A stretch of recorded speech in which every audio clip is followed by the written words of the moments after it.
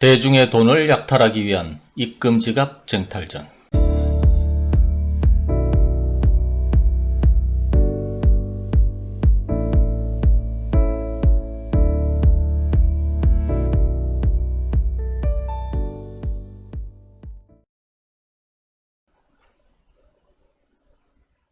자, 그럼 쿠키가 무엇이냐? 쿠키는 인터넷 사용자가 웹사이트 방문 시 생성되는 정보를 담은 파일로 웹사이트 방문 내역 추적 및 웹사이트 이용 패턴을 파악하게 됩니다.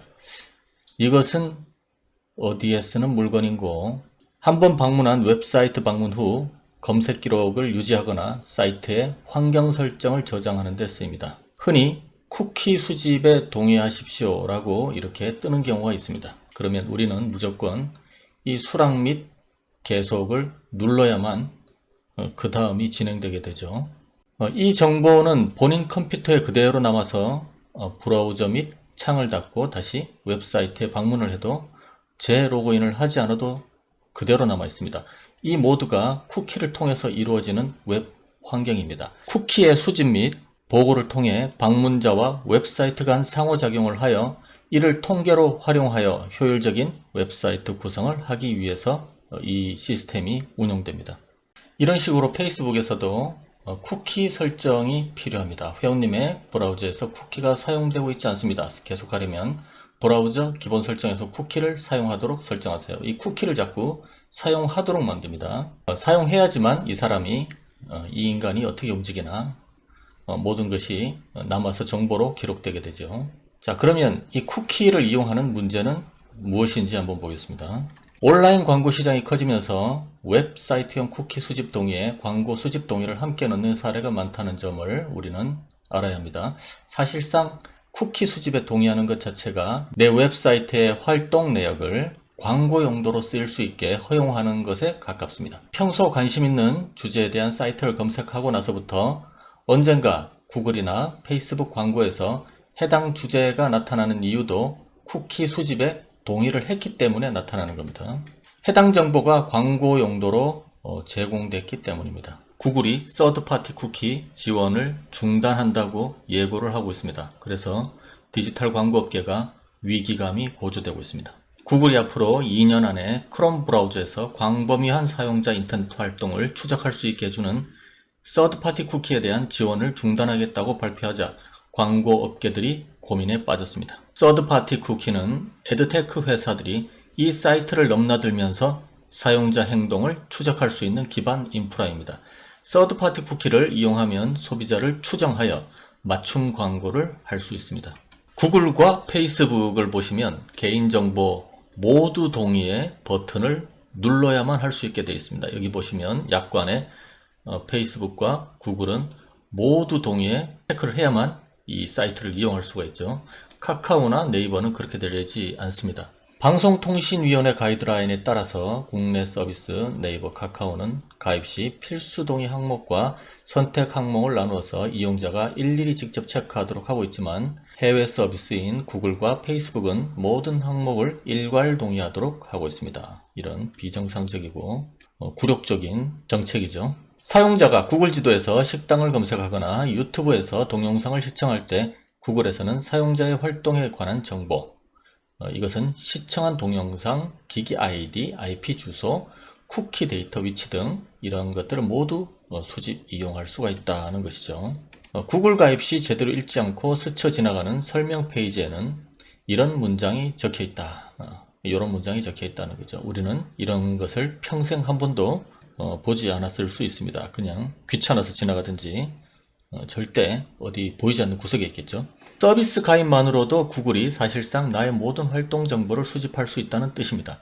페이지 아래에 숨겨진 링크를 누르면 가입 시 개인 맞춤 광고 표시, 그리고 유튜브 검색, 시청 기록 저장 이런 것들이 전부 저장되는데 자동으로 동의가 되게 돼 있죠. 이미 체크가 된 상태입니다. 여러분들 다 일일이 체크가 되어 있는 상태죠. 일일이 읽기 귀찮아 동의라는 파란색 버튼을 누르는 순간 사실상 내가 자발적으로 동의하지 않는 모든 정보까지 넘겨주게 되는 셈입니다. 그리고 크롬은 되는데 네이버는 안 된다. 그런 게 있습니다. 검색어 수집인데요. 크롬은 당연하다는 듯이 검색어 수집을 하고 네이버 웨일은 못했습니다. 뭐 이런 기사가 있었는데요. 2월 19일 네이버는 다음 달 23일부터 사용자가 입력한 검색어, 선택한 검색 엔진 및 추천 검색어 등을 이런 정보들을 수집하겠다. 이런 내용으로 개인정보보호 백서를 개정한다고 공지했습니다. 네이버가 밝힌 목적은 사용성 개편인데 말은 그렇지만 개인정보 다 퍼가겠다는 거죠. 공지 이후 웨일 사용자들은 네이버가 왜 내가 입력한 검색어를 수집하느냐며 네이버에 항의했습니다. 우리나라 사람도 참 웃기는 겁니다. 네이버에다가는 항의를 하는데 이런 크롬이나 구글 등에는 항의를 하지 못합니다. 뭐 할 곳도 없고요. 네이버가 자체 개발한 브라우저 웨일 사용자의 검색어 기록을 수집하려다가 하루 만에 계획을 네이버는 철회했습니다.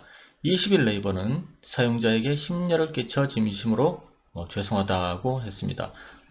그리고 어떤 변경도 추진하지 않겠다고도 말했습니다. 그리고 슬쩍 구글 정보 수집 흉내내다가 곧바로 꼬리를 감춘 네이버 웨일 되겠습니다.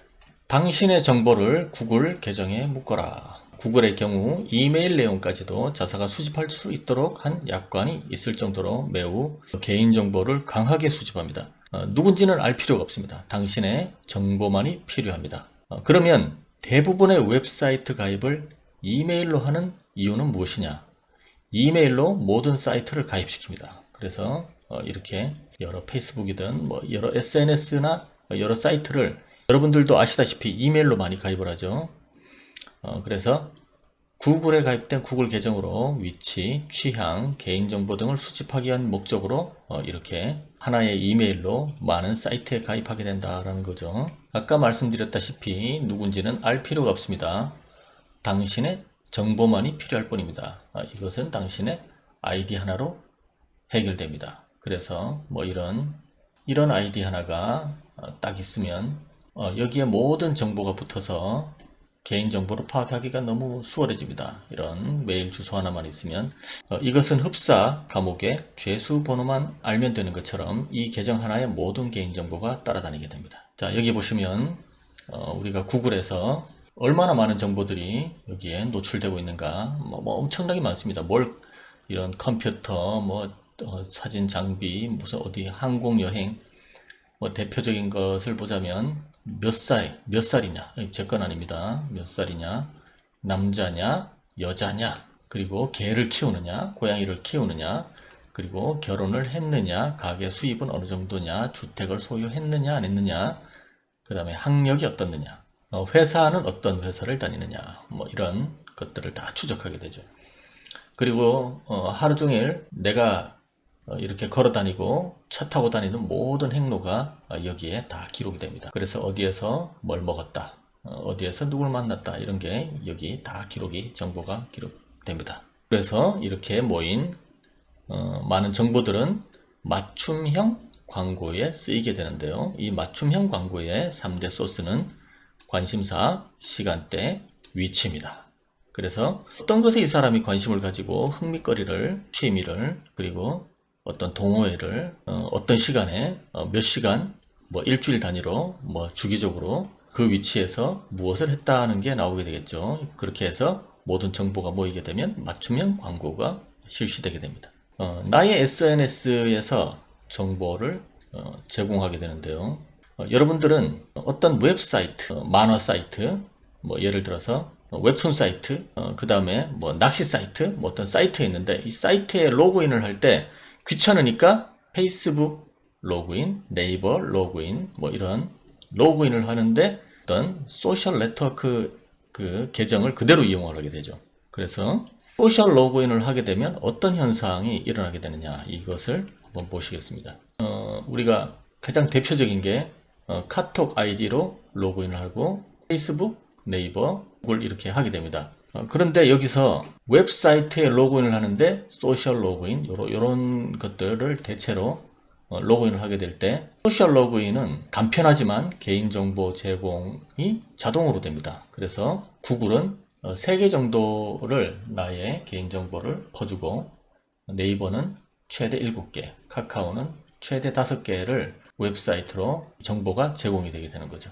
여기서 가장 심각한 건 페이스북입니다. 이 페이스북을 가지고 그대로 소셜 로그인을 하게 되면 이름, 이메일, 사진, 성별, 혈액형, 학력, 자기의 게시물 그런 모든 것을 최대 70여 개를 그 업체에 그대로 제공하는 가장 악질 업체가 바로 이 페이스북입니다. 그래서 조심하시기 바랍니다. 그래서 내 강아지 사료 사야 되는데 그러고 나서 이제 웹사이트를 찾습니다. 그래서 여기서 사료 사면 되겠네 하는데 로그인을 해야 되죠. 그래서 회원 가입을 하는데 페이스북으로 그대로 회원 가입을 하면 내 거 70여 개를 그대로 다 퍼준다는 얘기죠.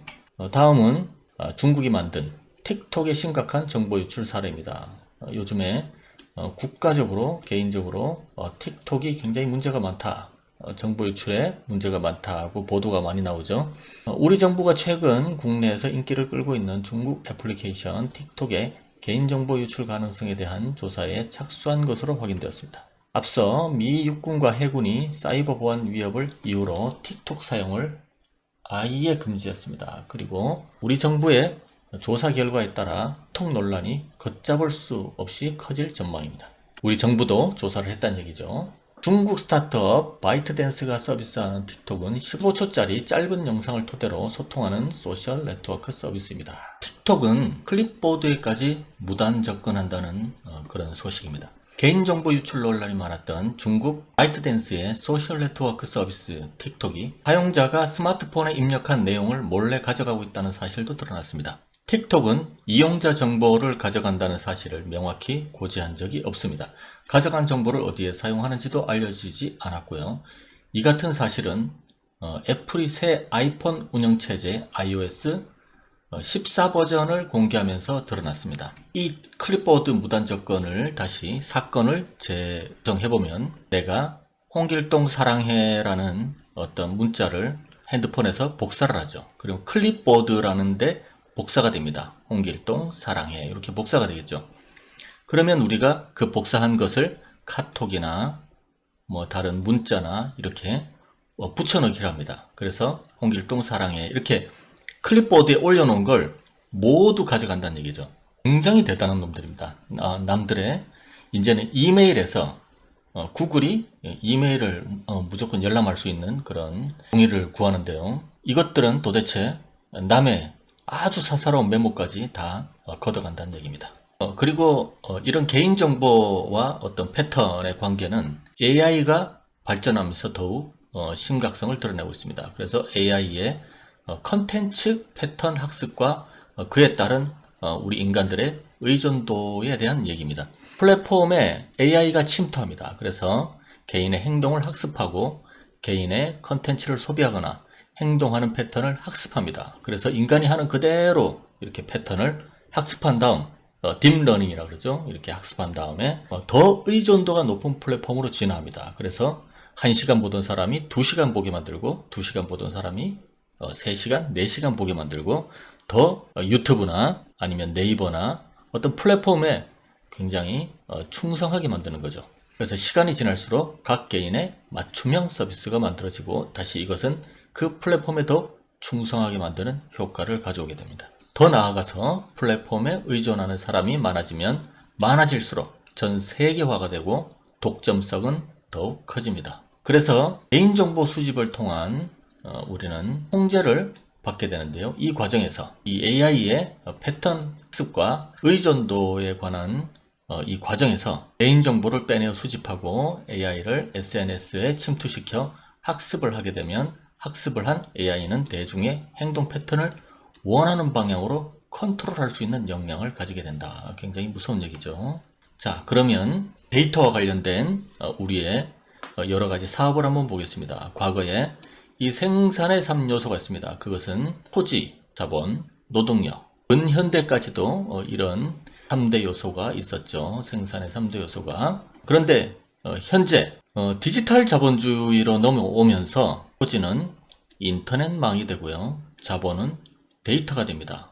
그리고 노동력은 거의 AI와 기계 그리고 약간의 플랫폼 노동자가 다 대체를 하게 되죠. 이렇게 인터넷망, 데이터, AI와 플랫폼 노동자 이렇게 간소화되는데요. 문제는 여기서 이 일은 대중이 한다는 겁니다. 대중이. 인터넷은 이미 깔려 있습니다. 이것은 공공재적 성격이라고 볼 수 있겠습니다. 인터넷은 이미 널려 있다. 쉽게 말하면 제가 말씀드리려고 하는 요지는 뭐냐면 거의 공짜나 마찬가지다. 이렇게 널려 있고, 데이터는 누가 제공하느냐.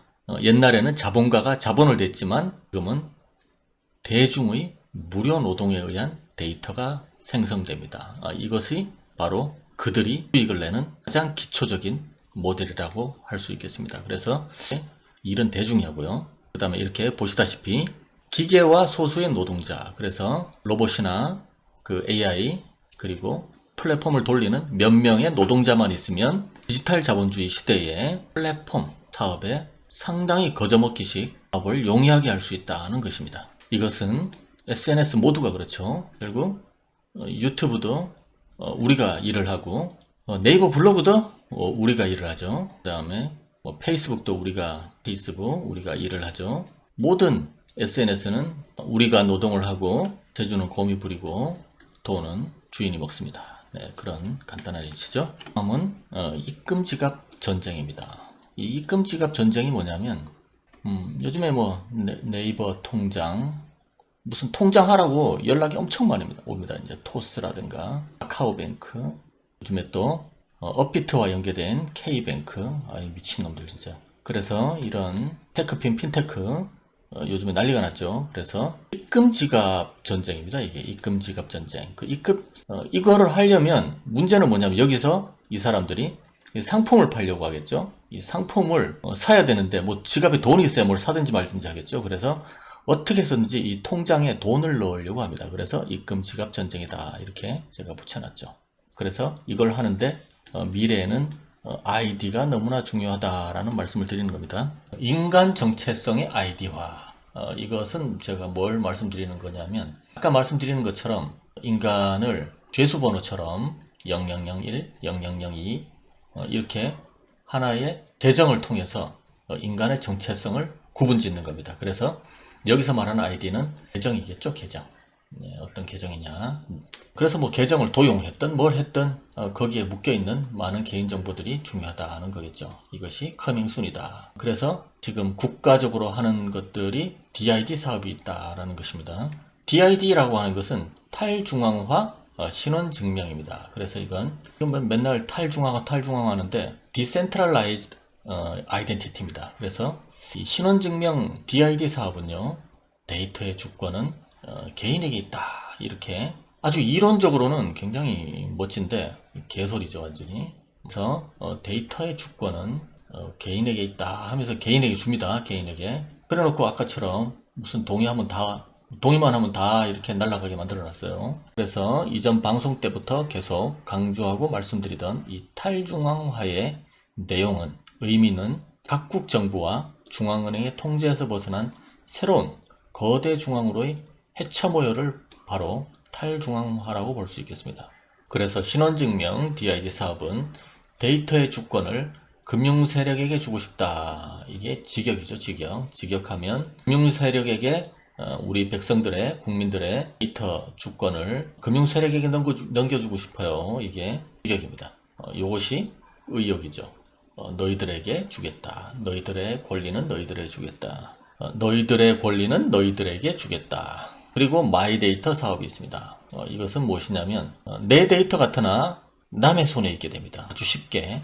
그래서 이제는 개인정보 퍼주기가 겁나 쉬워졌어요. 그리고 데이터 3법이 있습니다. 개인정보 보호, 개무시법인데요. 이렇게 세 가지가 나와 있는데 이미 제가 방송에 한 번씩 다뤘던 내용들이죠. 그래서 이 부분을 다시 한번 뒤에서 한번 다뤄보겠습니다. 이 DID 사업이라는 것은요, 탈중앙화 신원증명입니다. 그래서 탈중앙화에서 간섭하지만 우리끼리 알아서 증명을 하겠다, 뭐 이런 건데, 탈중앙화 그러면 이제 블록체인이죠. 블록체인에 내 신원증명을 넣겠다, 이런 얘기입니다. 그래서 이것들이 나중에 온라인 투표를 하거나 기부를 하거나 사회복지를 하거나 신재생에너지에 금융에 부동산 거래에 우정사업 등 7개 분야에 우선 블록체인이 전면 도입된다. 이렇게 이 개인정보가 그대로 여기로 시행되게 되면, 예를 들면 온라인 투표라고 하면 국가적으로 무슨 총선이냐 대선이냐 뭐 이런 거 할 때도 다시 재검표하지 않아도 될 정도로 아주 정확한 데이터가 나오겠죠. 특히 비대면 경제 인프라로 인해서 분산 신원 증명 서비스를 본격 활성화한다. 뭐 어렵진 않습니다. 분산 신원 증명, 그 DID를 얘기하는 건데, DID의 핵심은 데이터의 주권이 중앙기관과 기업에서 개인에게 넘어온다는 사실입니다. 현재 중앙화된 ID 관리 방식에서 발견되고 있는 많은 개인정보 주권 문제 및 보안 문제들이 DID로 해결할 수 있다는 것인데요. 어떻게 보면 이거 다 의역입니다. 의역. 직역은 상당히 문제거리가 더 심각할 수 있다. 이렇게 말씀드릴 수 있는데, 이 말을 쉽게 말하면 우리가 주민증, 면허증, 그 다음에 여권 이런 것들이 문제가 많았다. 잘 모르겠습니다. 문제가 있긴 있는데요. 이런 것들을 전부 다 블록체인 안에 넣겠다. 그래서 개인이 가져가라 이런 말이죠. 그런데 어쨌든 이것은 중앙통제입니다. 중앙통제는 그대로 있는 겁니다. 그래서 이 발급기관이 있어요. 원래 우리 지금 주민증이나 동사무소에서 이렇게 발급하고 그러는데 그런 면허증이 있어요. 발급기관이 있겠죠. 그래서 이 발급기관에서 계속 중앙의 역할을 합니다. 그래서 발급기관에서 분산 저장을 합니다. 이 블록체인 안에다가 이걸 넣어놓고 나서 아이디를 발급합니다. 그래서 여기다가 면허증을 이 홍길동에게 주는데요. 비주얼은 홍길동 같지 않습니다. 무슨 제임스 어쩌고 같은데. 그래서 이 홍길동은 공유카 업체, 소카 같은 이런 업체에 면허증을 보여줘야 돼요.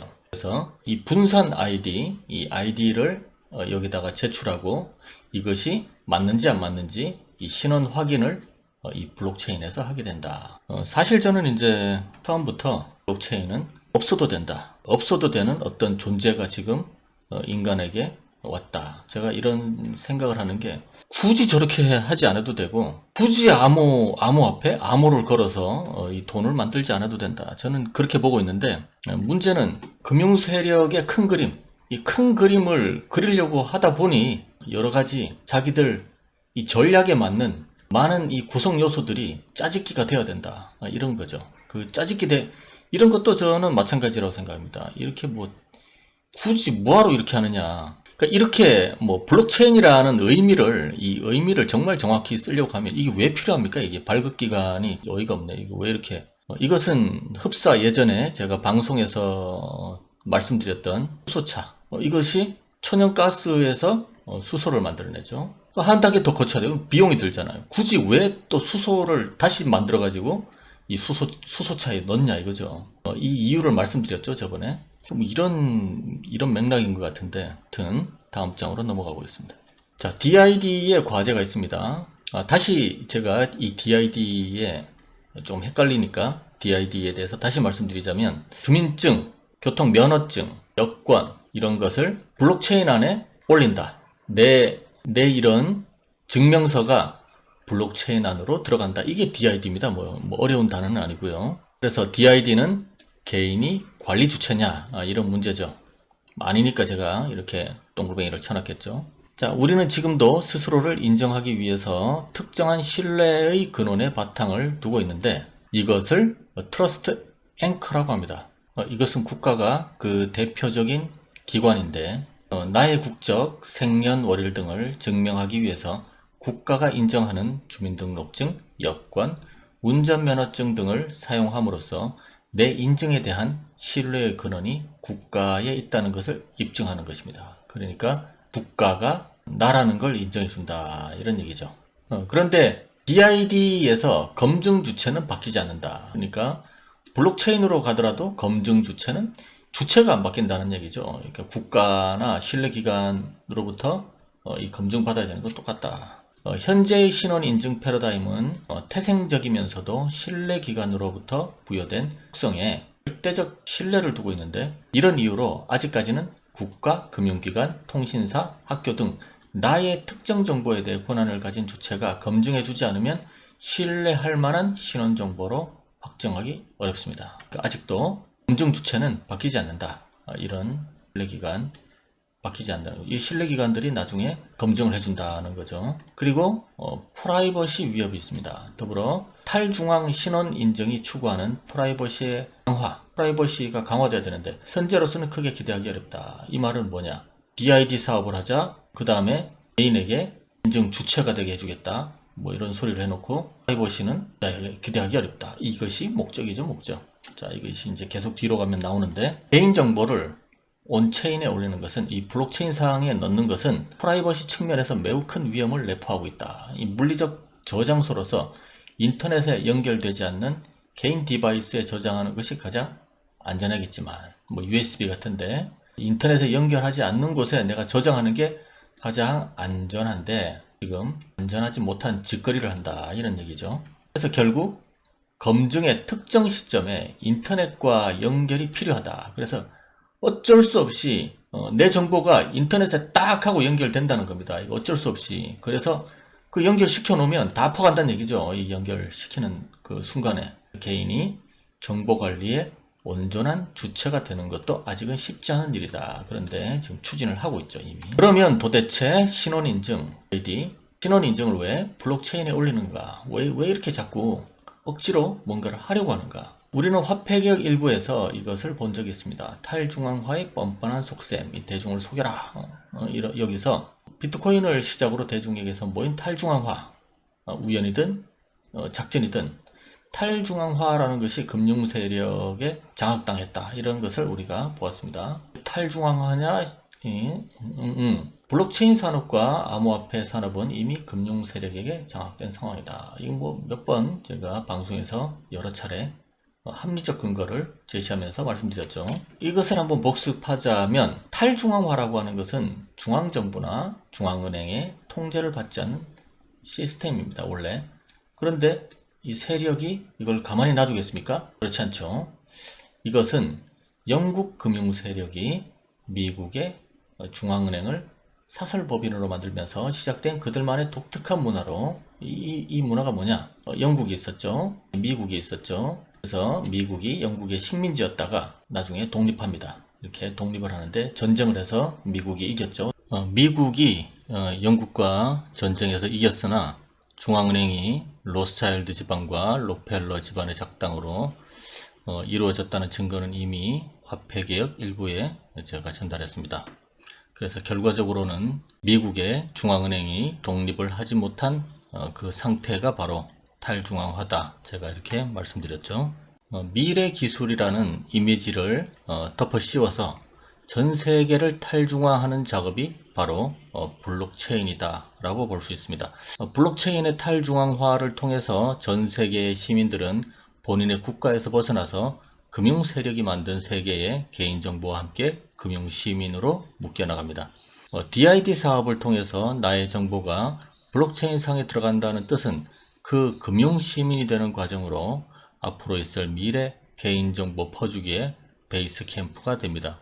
그리고 블록체인의 특성상 지갑의 익명성은 DID 신원 인증이 블록체인으로 들어가면서 미래 암호화폐를 통해 송금 결제하는 지갑 등과 결합하여 고스란히 노출되게 되는 미래 개인정보 퍼내기의 포석으로 분석이 됩니다. 이 자세한 내용은 또 뒤에서 말씀드릴 텐데요. 블록체인 상에서 우리가 암호로 되어 있습니다. 암호, 주소라든가 암호로 모두 걸리게 되어 있는데, 이렇게 암호로 걸리게 되면 개인의 데이터를 수집을 할 수가 없습니다. 누군지 모르기 때문에. 그래서 DID 신원 인증이 블록체인으로 들어가면서 이 사람의 여러 데이터들과 연결이 되게 됩니다. 그래서 자연스럽게 노출이 발생 가능하다, 이런 거죠. 그것이 이 얘기입니다. 블록체인상 신원 정보가 확인이 가능한데요.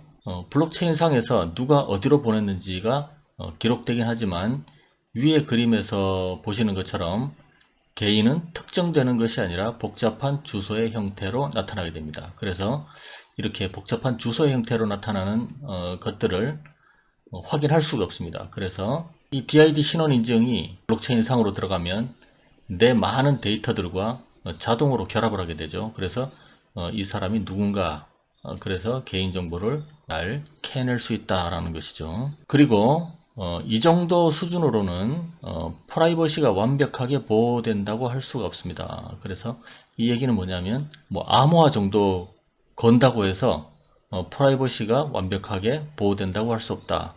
그래서 공개된 거래 내역을 분석해서 주소와 실제 개인을 연결할 수 있는 방법들이 존재하는데, 이미 DID를 블록체인에 넣지 않더라도 이 개인을 연결해서 누군지 파악하는 게 이미 방법이 존재한다는 거죠.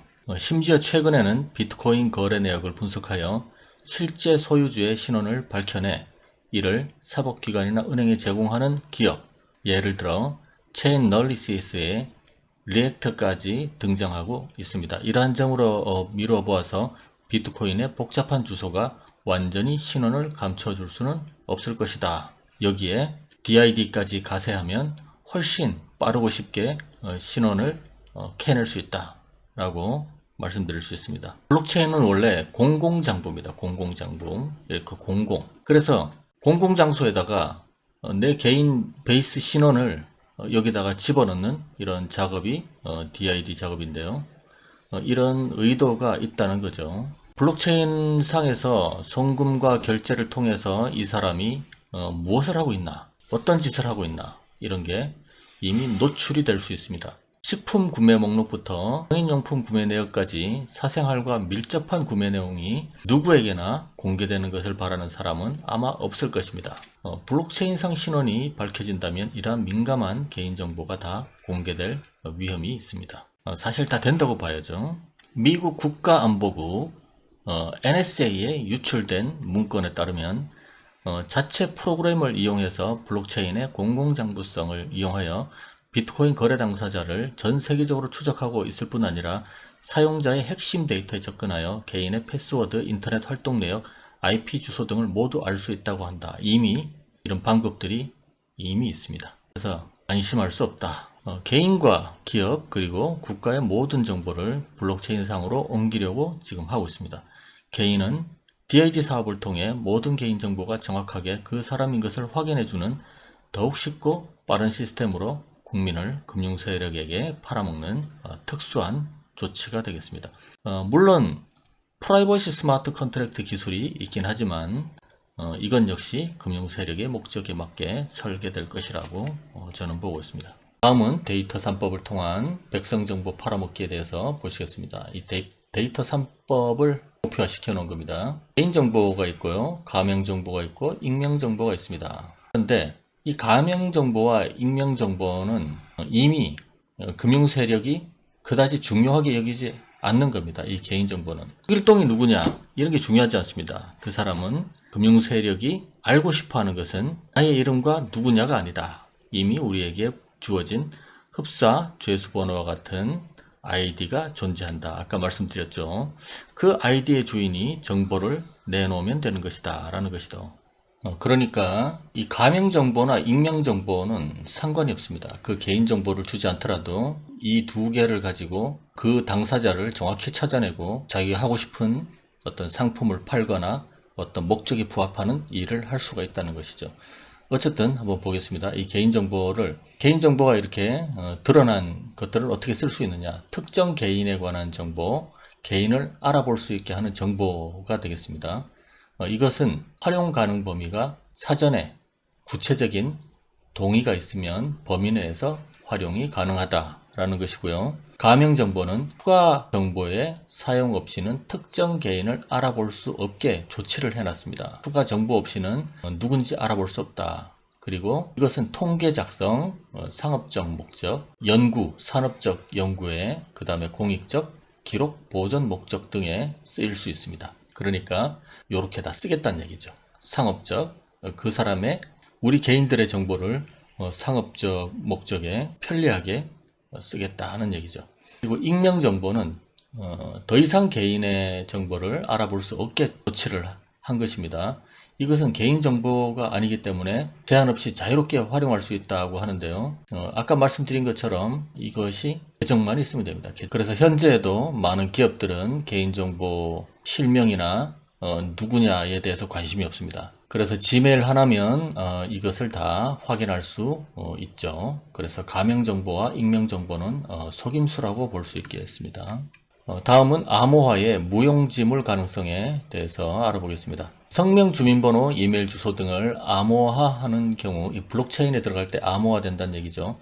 추가 정보, 즉 암호화키를 모르는 이상 특정 개인을 알아볼 수 없게 됩니다. 그러나 이렇게 변환된 가명 정보에 대해서는 당초 수집 목적 범위를 벗어나더라도 상업적 목적의 통계 작성 등에 활용될 수 있고, 또 정보 제공자의 동의가 없더라도 기업 내부에서 공유할 수 있습니다. 전문기관의 승인을 거쳐 제3자에게 제공될 수도 있는 이 문제가 나중에 계속 말씀드리는 거죠. 내 신원인증이 블록체인 안에 들어오는 순간에 누군지를 알게 됩니다. 이게 문제라는 거죠. 개정된 신용정보법은 기업이나 금융회사가 개인정보를 더 많은 곳에 활용할 수 있도록 규제를 완화했습니다. 그래서 내 정보를 쉽게 팔아먹을 수도 있고, 더 손쉽게 개인정보를 낼름할 수도 있습니다. 개인정보의 활용 범위를 넓혀주는 것이 핵심이다. 그래서 규제를 풀어놨다, 이런 것이죠. 개인정보를 쉽고 간단하게 갖고 갈 수 있게 만들었다는 것입니다. 노다지가 되는 데이터. 개정 신용정보법에 따르면 어느 카드사나 빅데이터를 무궁무진하게 활용할 수 있습니다. 비식별 정보, 이게 가명 정보죠. 이것을 사고 팔거나 이를 활용해서 외부에 컨설팅을 제공하고 수수료 수익을 내거나 가공해서 새로운 서비스 출시가 가능합니다. 그래서 내 데이터로 찢고 뽑고 자기들끼리 팔고 사고 할 수가 있다는 거죠. 특히 카드사는 수천만 고객의 실시간 결제 정보를 가진 빅데이터 노다지라고 할 수 있습니다. 예를 들어 40대 남성 B씨가 서울 명동에 있는 한 커피 전문점을 얼마나 자주 방문했는지, 평균 결제 금액은 얼마인지, 사용하고 있는 카드의 연회비 수준은 어느 정도인지 등의 수없이 이루어지는 결제로 돈이 되는 정보가 생산되는데, 이런 노다지가 되는 데이터를 팔고 사고 마음대로 할 수 있다는 거죠. 자, 이것을 요약해 보겠습니다. 국민의 데이터로 온 동네가 잔치를 벌인다. 이게 한 줄 요약이겠는데요. 데이터 노동자, 우리는 암묵적 데이터 노동자입니다. 하루 종일 움직이면서 기업이 필요한 데이터를 생산해내고 있습니다. 그래서 제가 표현하건대 대중은 간접적인 데이터 노예다. 저는 그렇게 표현하고 싶습니다. 개인정보와 데이터. 그래서 이런 우리 데이터 노동자들이 만든 데이터를 모아서 다시 맞춤 광고를 제작하거나 수익을 내고 타 기관에 팔아넘기기도 합니다. 개인정보를 블록체인으로 옮긴다는 DID 사업은 국가정보기관이 아닌 공유공간에 기본 신원 인증을 넣고 나의 모든 개인정보와 데이터가 연결되게 되어 있습니다. 그로 인해서 데이터 3법은 인터넷 공간에서의 개인정보를 쉽게 털어가게 만들어 놓고, DID 사업은 블록체인 상에서의 개인정보도 쉽게 접근할 수 있게 만든다는 것이 바로 DID와 마이데이터, 데이터 3법 이런 얘기들이죠. 그래서 마이데이터 사업은 또 요약을 해보자면, 기업이 주도권을 쥐고 있는 개인 데이터를 개인에게 돌려준다는 설정인데, 마이데이터 사업 또한 개인정보 통합 퍼주기 시스템입니다. 마이데이터는 여러 곳에 널려있는 개인정보를 한 곳에 모아놔라. 왜냐, 퍼가기 쉽게, 낼름하기 쉽게 한 곳에 모아놔라 하는 게 마이데이터 사업이죠. 그래서 마이데이터 사업을 좀 더 들어가 보겠습니다. 이 사례와 취지는 이렇습니다. 예를 들어서 유튜브를 보면 유튜브 영상을 클릭하는 순간 나의 영상 클릭 데이터는 유튜브가 보유한 빅데이터 속에 편입되어 영상의 노출수, 클릭률, 실시간 데이터 등으로 집계 됩니다. 집을 나와 편의점에서 커피를 사기 위해 카드를 긁으면 그 순간 나의 구매 데이터는 카드사로 넘어가서 고객의 구매 성향 분석을 위해 이용됩니다. 이미 습관이 되어버린 일상 속에서 개인의 일상적인 데이터는 필연적으로 기업에게 전달되게 됩니다. 이와 같이 기업이 장악하고 있던 데이터 주권을 개인에게 돌려주자는 취지가 마이데이터 사업인데요. 이것은 여러 곳에 흩어진 정보를 한 곳에 따놔라. 기업이 잘 들고 가기 쉽게 라는 뜻입니다. 마이데이터의 대표적인 사업 영역은 금융업, 은행, 증권사, 보험사 등으로 마이데이터를 통해서 사방에 흩어진 금융정보를 한 곳에 모아 상품 가입, 자산 내역 등의 신용정보를 파악해 관리할 수 있는 서비스가 가능해집니다. 논스톱 원클릭이죠. 한참 자라나는 핀테크 업체도 개인정보를 쉽게 낼름할 수 있게 법을 지금 수정하고 있죠. 그래서 흩어진 정보를 한 곳에 집결하고 원터치 접속을 하게 만드는데요. 지금까지 모바일 송금 서비스 토스나 개인 자산관리 플랫폼 뱅크샐러드 등 핀테크 업체들은 금융사 데이터를 이용하기 위해 각 금융사와 일일이 계약을 맺어야 했습니다. 이 때문에 소비자 입장에서는 자산관리 플랫폼을 이용하더라도 개별 금융회사의 공인인증서 등을 통해서 로그인을 해야 하는 번거로움이 있었습니다. 그런데 핀테크 업체들이 개별 금융사의 고객 아이디와 비밀번호로 일일이 접속해서 내력을 긁어오는 이 방식에 의존하던 것을 신용정보법이 바뀜에 따라서 금융소비자 본인이 동의만 하면, 항상 이 동의가 중요하네요. 은행, 보험, 카드사 등 개별 금융회사에 각각 접근할 필요 없이 한 플랫폼 내에서 정보관리, 자산관리, 신용관리 등의 업무를 수행할 수 있게 만들어 놨다라는 것이죠. 그래서 예를 들면은 보험사는 보유한 데이터에 고객의 건강 정보를 섞어서 새로운 보험 상품을 만드는 등 다양한 비즈니스 모델로 고객 맞춤형 서비스가 가능해질 것. 그래서 상품을 아주 섬세하고 세밀하게 개인 맞춤을 한 상품을 팔 수 있게 된다라는 말씀입니다. 지금까지 새롭게 신용정보보호법이 바뀐 그런 어떤 목적은 이런 것이겠죠. NN 개인정보로 손쉽게 금융상품에 접근 가능하게 하는 것이겠습니다. 그런데 상품을 결제할 입금 지갑이 필요하겠죠. 그래서 입금 지갑 전쟁이 일어나고 있습니다. 그래서 뭔가 상품을 만들면 어떤 지갑에서 돈이 나와서 써야 될 텐데, 그래서 자사의 통장에 그 가입 행사, 통장 가입 행사와 입금 행사를 엄청나게 지금 벌이고 있습니다. 그래서 여러 회사들이 지금 난리가 났죠. 준비는 끝났습니다. 어떤 준비가 끝났냐? 또 국민은 더욱 세밀해진 개인정보 분석으로 인해서 정밀 타격이 가능한 상품을 출시할 수 있게 되었습니다. 데이터 3법과 마이데이터 사업으로 이제는 모든 기업이 한꺼번에 개인정보를 모두 습득할 수 있게 되었고, 생소한 상품들과 이런 생소한 상품들과 도박 같은 파생 상품, 그리고 기업의 입맛에 맞는 고객을 더욱 쉽게 유치할 수 있게 되었습니다. 시민단체가 데이터 3법이 데이터 도둑질이며 어느 나라에도 없는 법이라고 시위했던 것처럼 이제 국민은 투자와 대출의 사각지대에 놓이게 되었습니다. 그래서 제가 2부에 파생 상품을 하고 3부에 대출을 했던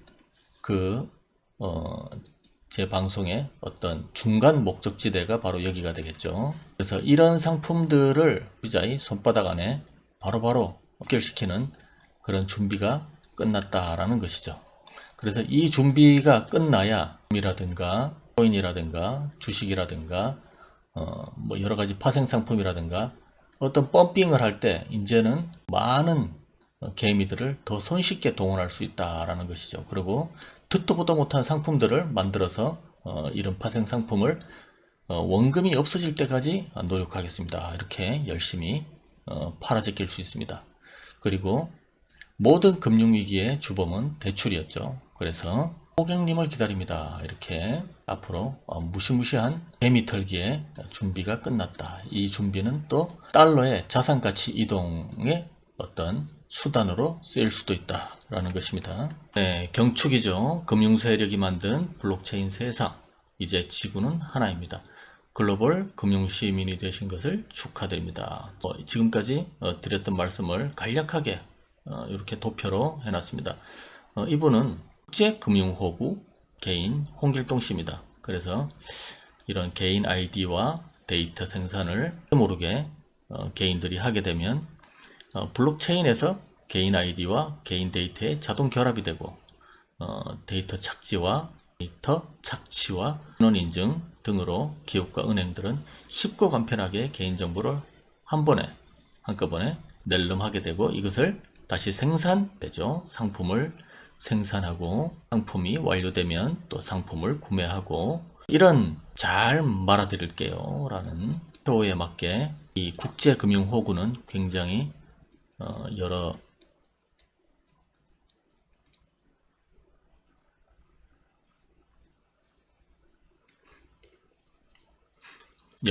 무시무시한 금융상품에 노출되어 있다. 라고 말씀드릴 수 있습니다. 그래서 1차적으로 테크핀에 2차적으로 블록체인에 이런 상품들이 앞으로 우리 앞에 다가올 것이다 라고 저는 미리 말씀드릴 수 있겠습니다. 그래서 ID 주권은 이제 영원히 금융세력의 품으로 넘어가고 있다, 이렇게 보시면 되겠고요.